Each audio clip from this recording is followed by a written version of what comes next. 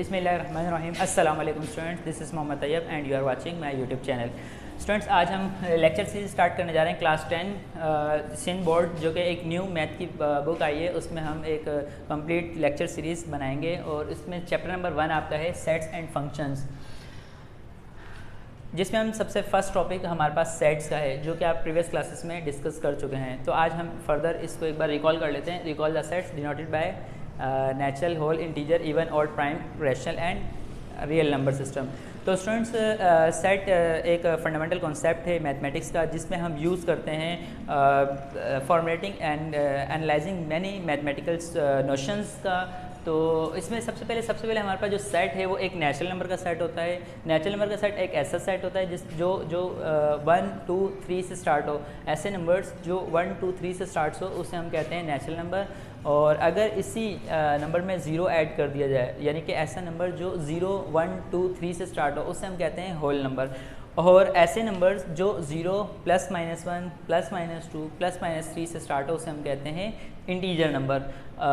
अगर integer number को मैं नंबर लाइन में ड्रॉ करूँ तो वो कुछ मैं इस तरह कर सकता हूँ कि एक नंबर लाइन बनाता हूँ और यहाँ पर मेरे पास एक 0 है। देन इसके बाद अगर मैं राइट हैंड साइड पे अगर मूव करूँ तो यहाँ +1, +2, +3, +4 एंड सो ऑन। और अगर बैकवर्ड आऊँ तो -1, -2, -3, -4। तो इस तरह से ये प्लस और माइनस के दोनों नंबर्स हमारे पास एक इंटीजर्स के सेट में मौजूद होते हैं। इसके बाद हमारे पास इवन नंबर आता है, जो कि हम बचपन से पढ़ते आ रहे हैं, 0, +-2, +-4, +-6 एंड सो ऑन। देन उसके बाद हमारे पास ऑड नंबर का एक सेट होता है। एक ऐसा सेट होता है जिसमें हम नंबर्स हमारे पास होते हैं +-1, +-3, +-5 एंड सो ऑन। इसके बाद स्टूडेंट्स प्राइम नंबर का एक सेट होता है जो कि 2, 3, 5, 7 and so on. Prime numbers की डेफिनेशन क्या है कि ऐसा नंबर जिसके जस्ट 2 फैक्टर्स बन रहे हो उसे हम कहते हैं prime numbers. A number which have only 2 factors. First करें, आपका फर्स्ट नंबर 2 है तो 2 के जस्ट 2 फैक्टर बनेंगे, एक 1 बनेगा और एक 2 खुद बनेगा। यानी इसको हम ये कह सकते हैं कि ऐसा नंबर जो 1 के टेबल में तो हर नंबर आएगा और वो खुद के टेबल में आएगा, तो जस्ट 2 फैक्टर्स। 3 अगर हम ले लें तो 3 एक 1 के टेबल में आएगा और एक खुद के टेबल में आएगा। 5 को अगर हम ले लेते हैं तो 5 एक 1 के टेबल में आएगा, एक 5 खुद के टेबल में आएगा। 7 इस तरह 11, 13 and so on. Prime number तो ये हो गया। अगर आपके पास एक जेन में आ रहा है सर फिर 3 के बाद 4 है, 4 क्या है? तो अगर हम 4 को देखें, ये एक 1 में आता है, एक 2 में आता है और एक 4 खुद में आता है। ये मोर देन 2 फैक्टर बन रहे हैं। तो ऐसे नंबर्स जो मोर देन 2 फैक्टर्स बना रहे हो उसे हम कहते हैं कंपोजिट नंबर। बट यहाँ पे कंपोजिट नंबर कभी मेजर नहीं किया गया, लिखा नहीं गया। नेक्स्ट हमारे पास है set of rational number. Set of rational number एक मोस्ट इंपॉर्टेंट है, इसको ज़रा ध्यान से देखिएगा। सेट ऑफ रैशनल नंबर क्या है कि एक्स सच डैट, इस लाइन को हम पढ़ते हैं such that x such that x is equal to p upon q, where p q belongs to integer। इसका मतलब है belongs to, यानी कि p और q दोनों इंटीजर नंबर से बिलोंग करेंगे। इट मीन्स डैट मैं ये कह सकता हूँ कि ये हमारे पास एक इंटीजर्स का सेट है, ये हमारे पास एक इंटीजर का सेट है। तो यहाँ पे जो नोमिनेटर में जो नंबर है और डिनोमिनेटर में जो नंबर है, दोनों के दोनों नंबर इस सेट में से आएंगे। इस सेट में से ये दोनों के दोनों नंबर सेलेक्ट किए जाएंगे। तो ऐसे नंबर जो ऊपर और नीचे इंटीजर्स हों उसे हम कहते हैं रैशनल नंबर। अच्छा, एक आगे मज़ीद एक चीज़ दी गई है, इसे हम नोटेशन, ये जो है ये एंड की नोटेशन है, एंड, और इसे हम कहते हैं not equal. And q is not equal to 0। इसका क्या मतलब हुआ? इसका मतलब हुआ कि जो डिनोमिनेटर में नंबर होगा वो 0 कभी नहीं होगा। डिनोमिनेटर में 0 कभी भी नहीं होगा रैशनल नंबर में। अगर आपके पास कोई नंबर लिखा आ जाए 4/0 तो ये एक रैशनल नंबर नहीं है, क्योंकि इसका आंसर अनडिफाइंड इन्फिनिटी हो जाता है। तो एक ये चीज़ याद रखिएगा कि नीचे 0 कभी भी नहीं होगा। एंड उसके बाद रैशनल नंबर, अब आप ये कहोगे रैशनल नंबर हमारे पास कुछ इस तरह से हो सकते हैं 6/8। अगर इसे मैं डिवाइड करूं तो पॉइंट में आंसर आ जाएगा। तो हमारे पास फर्दर इसका मतलब कुछ रैशनल नंबर जो होते हैं वो डेसिमल में भी होते होंगे। तो इसके बाद हम डिस्कस करते हैं डेसिमल, ऐसे नंबर जो डेसिमल में हो वो कैसे पहचान हम कर सकें कि ये रैशनल है या इरैशनल है। तो जी स्टूडेंट्स, देखिएगा यहाँ पर हमारे पास 2/5, 6/5, 8/10 ये तो हमारे पास नोमिनेटर और डिनोमिनेटर में आ गया, यानी कि ये रेशनल नंबर है। और मैं यही कहा कि भाई इसको हम डिवाइड करेंगे तो पॉइंट में आंसर आएगा। इसका मतलब डेसिमल नंबर्स भी कुछ ऐसे होते हैं जो रेशनल नंबर होंगे। तो ये देख लेते हैं कौन कौन से डेसिमल नंबर जो है वो हमारे पास रेशनल नंबर होते हैं। जब मैंने 2/5 डिवाइड किया तो आंसर 0.4 मिला मुझे। जब मैंने 6 को 5 से डिवाइड किया आंसर 1/2 मिला। और जब मैंने 8 को 10 से डिवाइड किया तो आंसर 0.8 मिला। तो स्टूडेंट्स यहाँ पे आपने एक चीज़ नोट की कि डेसिमल के बाद नंबर्स मज़ीद चल नहीं रहा, रुक गया, टर्मिनेट हो गया।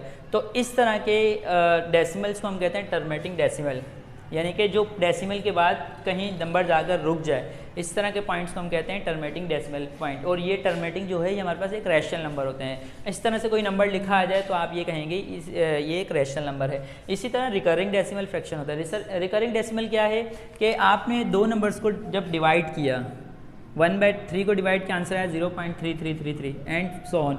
2/3 को डिवाइड किया आंसर है 0.666 and so on.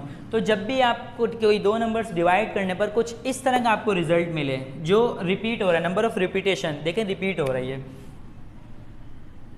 Repetition, number repeat हो रहे हैं, तो ऐसे डेसिमल नंबर जो रिपीट होना शुरू हो जाएं, डेसिमल के बाद नंबर्स रिपीट होना शुरू हो जाएं, इस तरह के डेसिमल को हम कहते हैं रिकरिंग डेसिमल फ्रैक्शन। तो इस तरह के रिकरिंग डेसिमल है और ये टर्मिनेटिंग है। रिकरिंग एंड टर्मिनेटिंग दोनों हमारे पास एक रैशनल नंबर्स की रैशनल नंबर होते हैं। एंड लास्ट हमारे पास है perfect square root. All perfect square root are irrational number. Square root 1 का आंसर 1 होता है, स्क्वायर रूट 4 का आंसर 2 होता है, स्क्वायर रूट 3 का आंसर 9 का आंसर 3 है, स्क्वायर रूट 16 का आंसर 4, स्क्वायर रूट 25 का आंसर 5 एंड स्क्वायर रूट 36 का आंसर 6, स्क्वायर रूट 49 का आंसर 7, स्क्वायर रूट 64 का आंसर 8 एंड सो ऑन। तो every perfect square root is an rational number. तो हमने यहाँ पे क्या देखा, हमने ये देखा कि हर टर्मिनेटिंग, रिकरिंग और परफेक्ट स्क्वायर रूट ये तीनों के तीनों जो हमारे पास क्या होते हैं, एक रैशनल नंबर होते हैं। और इररेशनल नंबर सिंपल क्या हो जाएंगे, non terminating and non recurring and non perfect square root, ये सारे हमारे पास इररेशनल नंबर हो जाएंगे। तो यहाँ पे इसके बाद हम इररेशनल नंबर्स को देख लेते हैं। इररेशनल नंबर्स क्या है। देन स्टूडेंट्स हमारे पास एक लास्ट इसमें क्या है कि इररेशनल नंबर। इररेशनल नंबर को क्यू प्राइम से डिनोट किया जाता है। इररेशनल नंबर ये है कि x is such that x is not equal to p upon q, यानी कि इररेशनल नंबर कभी भी फ्रैक्शन की फॉर्म में नहीं लिखा जा सकता। Where p q belongs to integers number, जिसमें हमारे पास हमेशा p q इंटीजर नंबर से आते हैं, and q is not equal to 0, और नीचे डिनोमिनेटर में कभी भी 0 नहीं आ सकता। तो ये बिल्कुल एक रैशनल नंबर की डेफिनेशन है। जब ये नॉट इक्वल हो गए तो ये रैशनल नंबर की डेफिनेशन बन गई।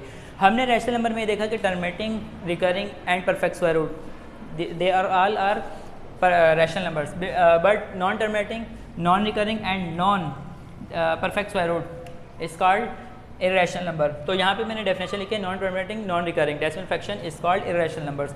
तो हमारे पास नॉन टर्मिनेटिंग क्या होगा, यानी ऐसे नंबर जो 1.3, 4, 5, 2, 4, 6, 8 एंड सो ऑन, ऐसे नंबर जो फर्दर कंटिन्यू हैं, चलते जा रहे हैं, कहीं रुक रहे नहीं हैं, इस तरह के नंबर्स को हम कहते हैं नॉन टर्मिनेटिंग।